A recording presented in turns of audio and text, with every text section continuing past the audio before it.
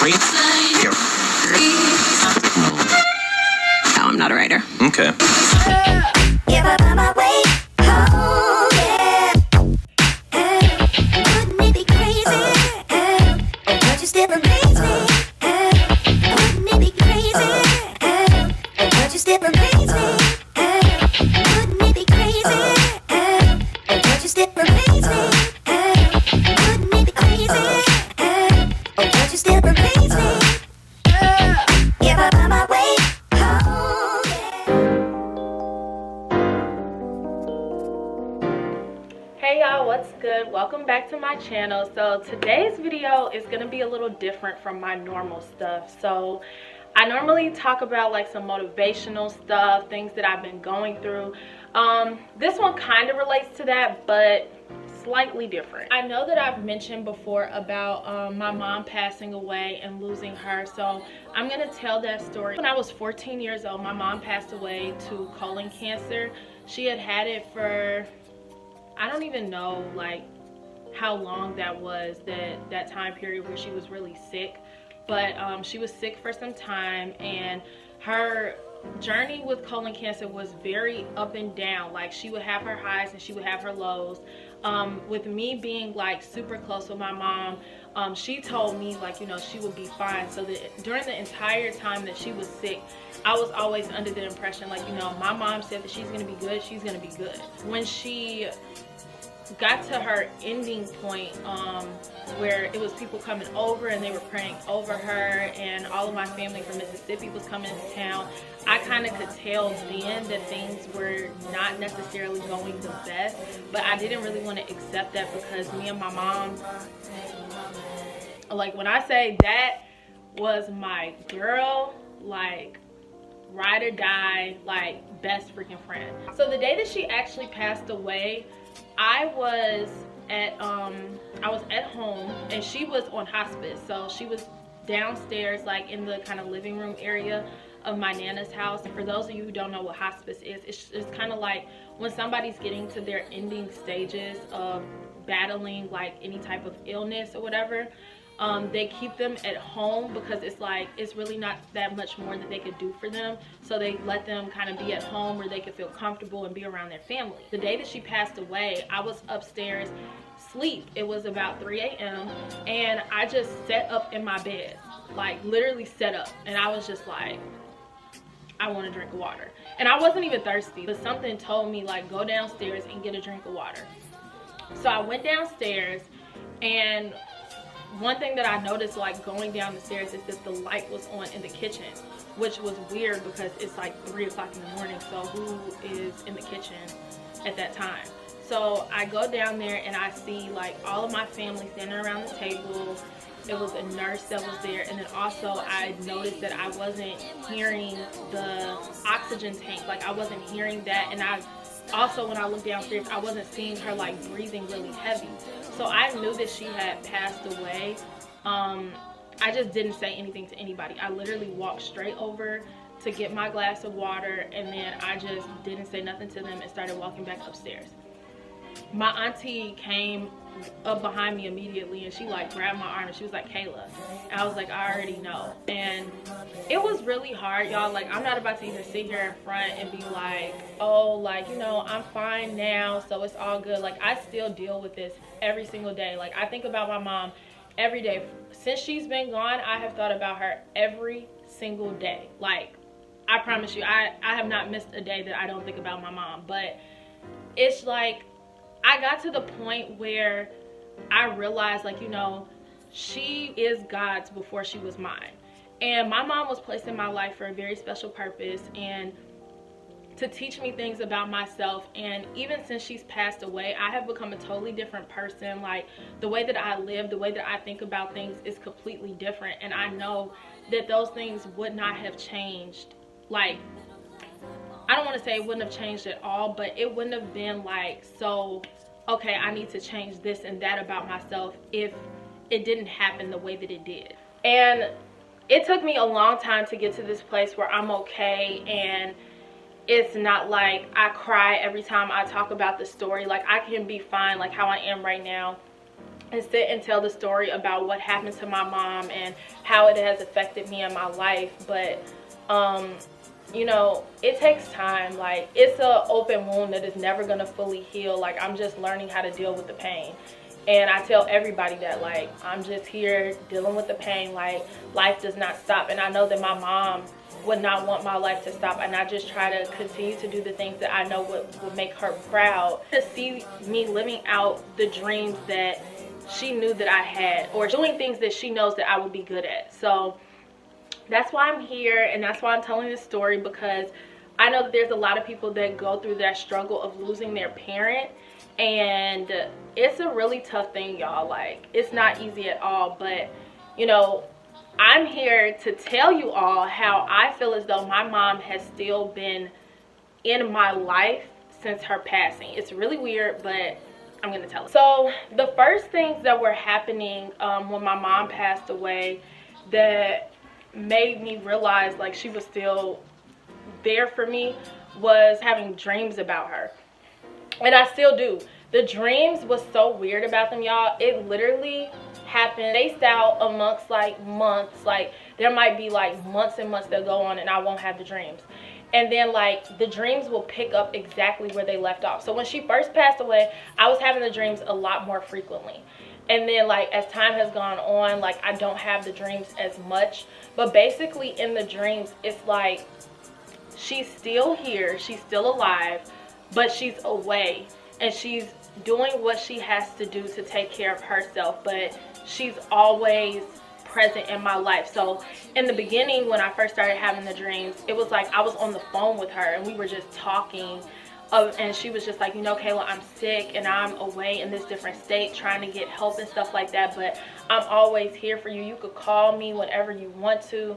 And it's like me basically saying like, well, I try to call you, Mom, like we don't talk as much as we used to. And it's really sad. Like, I know that sounds sad, y'all, but it's okay. As the dreams have gone on, I start to see her. Like, she comes, like she came back to where I lived at, and she would visit with me and my Nana, and we will all hang out together. But it's still like I don't see her all the time. It's like I'm still off doing stuff on my own, and then I see my mom on occasions when I have time. And it was really hard when she first passed away because I felt like the dreams were like making me believe that she was still here.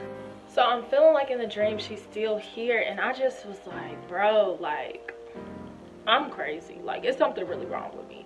And I had to kind of get over that emotion and get over that feeling, because it took me a while. It took me a minute. But when I finally got over it and I realized like these dreams are more so her comforting me and letting me know like, even though I'm not present, I'm not physically here, I'm always with you. Like, I'm always here with you. And that's something that I can definitely say about my mom, is that like no matter what, like even if she's not physically here, I'm okay, because I know that she's here guiding me. Her spirit will never die as long as I live, because I am a product of my mother, and I am living out the things that my mother has taught me and the things that my mother will want me to do. So her spirit is still alive, and that's why I'm okay. So the crazy thing is, so there's two things.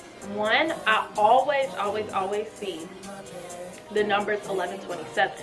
So there's a thing that's called angel numbers, and angel numbers basically tell you about like what, like if you see a lot of numbers in your life, it tells you like where these numbers are coming from, like what do they mean. So I looked up like what is 1127. Like, I see it all the time. Like, that would be my number when I'm waiting at food restaurants. Every time I'll pick up my phone, like I'll just be sitting doing random stuff and I'll pick up my phone just to like check text messages or get on social media, and then it'll be 1127. Like, or I'll look at the time, I'll be on my phone, look at the time, and the time will change to 1127. Like, it's the craziest thing. So angel number 1127 is a message from your angels to maintain your positive attitude, outlook, and expectations, as these vibrations are manifesting abundance into your life. The universal spiritual laws of attraction, abundance, and manifesting are working cohesively in your life, and your angels want you to know that you are on the right path and you are urged to continue. Do not fear the road ahead, as it is filled with wonderful opportunities to grow and prosper on all levels. And that's so crazy because like since my mom has passed away, like how I was talking about in my old videos, like my mom was my source of energy and my source of like, she was the one that motivated me the most to and pushed me to keep going. And so ever since she's passed away, not having that emotional connection with her, there's a lot of times that I second guess, like, am I doing the right thing? Like, how do I know where, like, what direction should I go? And so the fact that I constantly see these numbers, it lets me know that my mom is telling me to keep going. Like, don't stop what you're doing. And also, that, let me tell you, 11/27 is the day that my mom passed away, November 27. So that's the reason why those numbers are so significant, that I see them all the time, because it's her day of passing away. And so when I tell my Nana about this stuff, she's like, well, don't you think that then 27 is a negative number, that like it's not a good thing? But I don't think so. Even though my mom has passed away and she's absent from like the physical world, 11/27 also represents when she was able to go home to God, and that's the reason why it's positive. So it doesn't, the number 11/27, it doesn't scare me. Like, I take it as a positive thing, and I take it as my mom saying, even though I'm absent from the physical world, this is me giving you direction now, like in the state that you currently are in. Another cool thing that I have of my mom's that was really crazy, over the summer I was like really going through it. I was missing her and I was going through a lot of stuff, and I was just like, oh my gosh, like what would my mom say? So she has like this little book that she gave to me, and it like has all of this, where's the writing? You can see like she wrote all this stuff in here for me. It's from birth to 5 years old. And one of the things that she wrote to me was a poem, and it's called Let Life Be Like This. And the day that I was really going through it, like I looked through this notebook just to kind of like see the type of things my mom used to write about me and make me feel good. And it was so crazy because like over here she has the date that she wrote this, and I opened this and read this on this date, on June 14th. Like, just like crazy stuff like that. It's like, that's how I know that my mom is still present, like, and she's still here trying to guide me and help me. Now on to my story about dealing with a psychic. So this was really tough for me because like I am, as you all can see in my other videos, I'm religious, and I felt like seeing a psychic is like witchcraft. Like, I cannot go and do this because this is against God, like it's not good. But I was in New York City with one of my friends and her sister. Her sister lives there, and they really wanted to go see a psychic, and her sister was just like, no, it's fine, like I've done it before, like we're just gonna go and we're gonna do it. So I was already with them and we were there, so it was like there's really no turning back now, here we are. So they both went first. I was just like, I need to watch and see how this lady operates. And she did have like crosses and stuff in there, like she was religious. And she said at the beginning of the session that she's not going to tell you anything bad, nothing that's going to affect your life in a negative way. Like, she'll only tell you things that are positive and things that you can change. So she did both of their readings. She did my two friends' readings, and then they got like the tarot cards. I just did the palm reading, which is basically just supposed to tell you about your personality, about who you are, things about yourself that you already know. Like, I didn't want to know anything about my future. Don't tell me that. Just tell me things that I already know about myself and kind of surprise me a little bit. So that's what she did. So she starts the reading and she's like telling me little things about myself. I'm like, okay, this is cool. So a side note is that my friend and her sister, their dad had passed away when they were young. And my mom passed away when I was young. So in their readings, like, nothing came up about their dad. But then I did my reading, and at the end of it, she was just like, wait a minute, like, where's your mother? And I was shook because I was like, what, like, what? So I told her that my mom had passed away, and she was just like, her energy is very, very strong. Like, her energy is so strong. And she was just like, people say, like, you're very cautious about things, and you're very, like, you're the kind of the mom of your friend group. Like, you don't like to do a lot of crazy and wild stuff. And she was like, it's because your mom is like your conscious. So like, when you're doing stuff, she's kind of like guiding you and helping you through situations, so you don't really put yourself in a lot of negative, risky situations where something bad can happen. And it's so true, because I'm the scary friend. I'm the friend that's like, y'all, I don't think we should do that. Like, that doesn't look too good. And it's just so crazy to hear her say that. And I told her how, like, you know, a lot of people say that I'm a lot like my mom since she passed away, and people think she's like living through me. And she was just like, no, your mom is not living through you by any means. She was like, your mom is like your fairy godmother. She's with you wherever you go.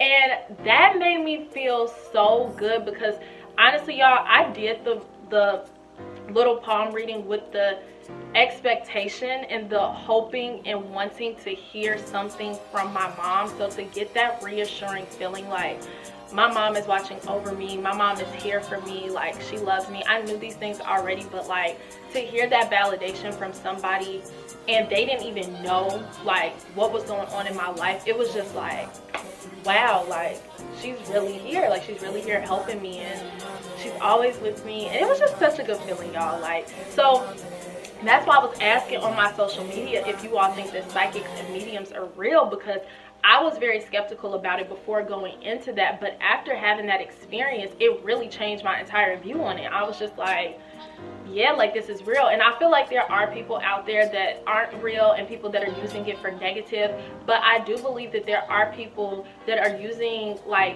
channeling things, and they're using it for positive. So I don't think that all of it is necessarily witchcraft, but that's a whole nother subject. Like, I don't know, that's a tough one, because I am very religious, and it was hard for me to like put myself in a position to do it. But after I did, it made me think about it differently. But I would never do it again. I'll put that out there. Like, I got what I needed to know. They told me a little personality stuff, and then she told me about my mom, and that's all I really needed to hear.